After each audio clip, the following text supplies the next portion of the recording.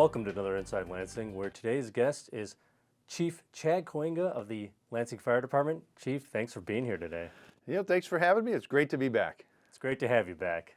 So, one thing we're going to start off with here is that this is a very special year for the fire department. It's their 100th year anniversary. It is, correct. Could you talk a little bit about that and what's happened this year and what plans you have for that? Certainly. This year, with it being our 100th anniversary, we really wanted to kind of just have a couple special points throughout the year to kind of recognize the 100th anniversary of the fire department. So what we've done is, over the course of the year, we've had about 4 or 5 small events that we've planned. Our first one was just kind of recognizing it at a board meeting a little bit after the 13th of July. And then one of our other events coming up soon is our fire prevention open house. At the open house, what we're going to do is take some time to recognize the firefighters from the past that have retired or left the village of Lansing, and we're going to present them with a challenge coin that symbolizes 100 years of firefighting in Lansing. And we're really excited about that. We're here in October again. I'm sure it's no surprise to having you on the show because it's also a very important month. Fire Prevention Week is coming up.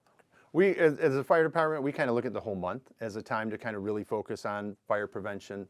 But however, yeah, that week in October is when we focus really on a lot of programs geared towards the local schools.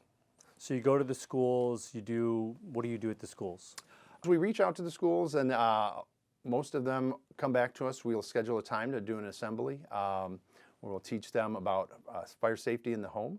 We'll teach them, not to be afraid of the firefighters, because when they see us in our gear, sometimes we can look intimidating. And no, you don't look intimidating. A little bit. And so what we do is we'll bring a couple of the guys that are working that day up there and kind of just walk through the crowds of kids and let them see what we look like when we have our firefighting gear on. We let them kind of see the SCBA, which is the air that we keep on our backs, the mask that we wear, the helmet, and they love it, and our guys do too. Now, you were talking about the open house coming up too. Could you talk about when that is and kind of a little bit more detail of what could happen on that day? Sure. Yeah, the open house is on Saturday, October 15th, and it's going to go from 11 a.m. to 2 p.m. During that time, we're going to have all our equipment out there for the public to be able to look at. We're going to do a couple of demonstrations. We're going to have a sprinklered versus a non-sprinklered event or exhibit where people will see how fast a fire can spread in a room that would be sprinkled versus a room that's not. And then once the sprinkler will put out the fire in the one room, but then our firefighting crews will go and put out the one in the non-sprinkled room. And that's something that everybody likes. They get to see fire. They get to see us put water on fire.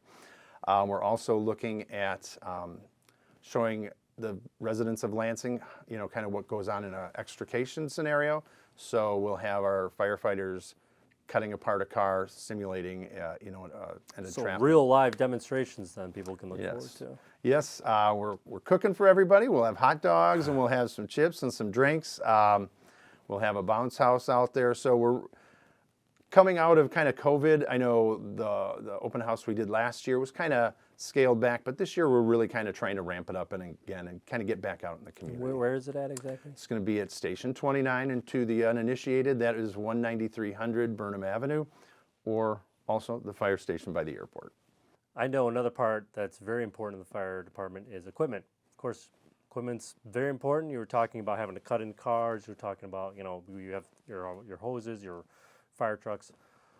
You've gotten some new equipment this year. One was involved with what's called US Digital, which is a communications. Correct. Yep. Currently, we're in the middle of implementing US Digital. US Digital automates kind of the dispatching of the apparatus to an emergency. In no way does it take the place of any of the dispatchers. Our residents will still be able to talk to a real person when they call 911. The only thing this system does is just automatically dispatch our apparatus to a possible, ambulance call, structure fire, anything like that.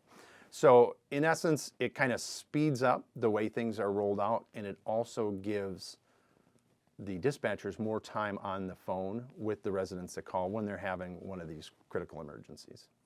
Now, another new piece of equipment was also your new ambulance that you got, correct? Correct. Last October, one of our ambulances was involved in an accident. It was hit by someone while we were returning from a call, and it took one of our mainline pieces out. Working with the village board and the mayor, we were able to get a new ambulance. It's a 2019 chassis, which had 15 miles on it when we obtained it, and we put a new ambulance box on the back.